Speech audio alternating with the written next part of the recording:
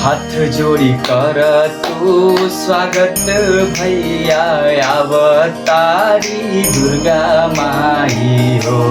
हाथ जोड़ी कर तू स्वागत भैया अवतारी दुर्गा माई हो। भादो बीतले कुमार महीना अइले की अवतारी अम्बे रानी हो। भादो बीतले कुमार महीना अइले की अवतारी अम्बे रानी हो। माई मोरे अइहे त सोलहो सिंगार करब। टिकुली बिंदिया साटी उनके सुंदर सा तैयार करब। माई मोरी अइहे त सोलहो सिंगार करब। टिकुली बिंदिया साटी उनके सुंदर सा तैयार करब। देखी के सूरतिया सब मोहाई जइहे कि अवतारी पहाड़ा वाली हो। देखी के सूरतिया सब मोहाई जइहे कि अवतारी पहाड़ा वाली हो।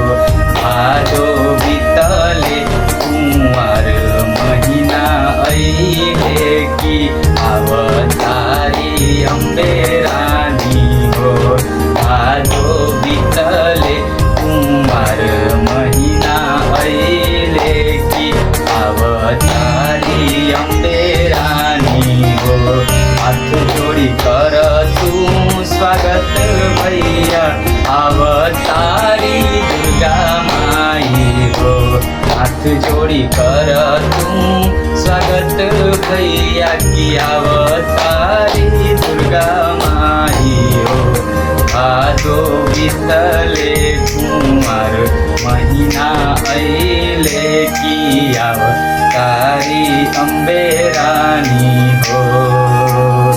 माई मोरी अइहे त सब दुख पराई जइहे।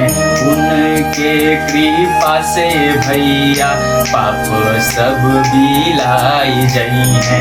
माई मोरी अइहे त सब दुख पराई जइहे।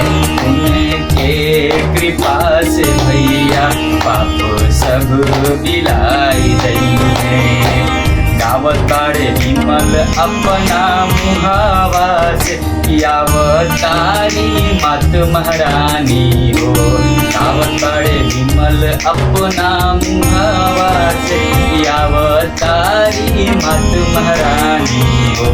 भादो बीतले कुंवर महीना अइले की अवतारी अम्बे रानी हो।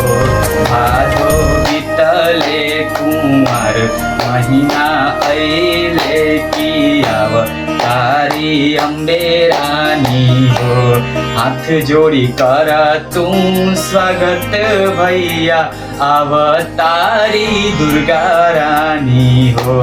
भादो बीतले कुंवर महीना अइले की अवतारी अम्बे रानी हो। भादो बीतले कुंवर महीना अइले की अवतारी पहाड़ा वाली हो। भादो बीतले कुंवर महीना अइले की अवतारी मात महारानी हो।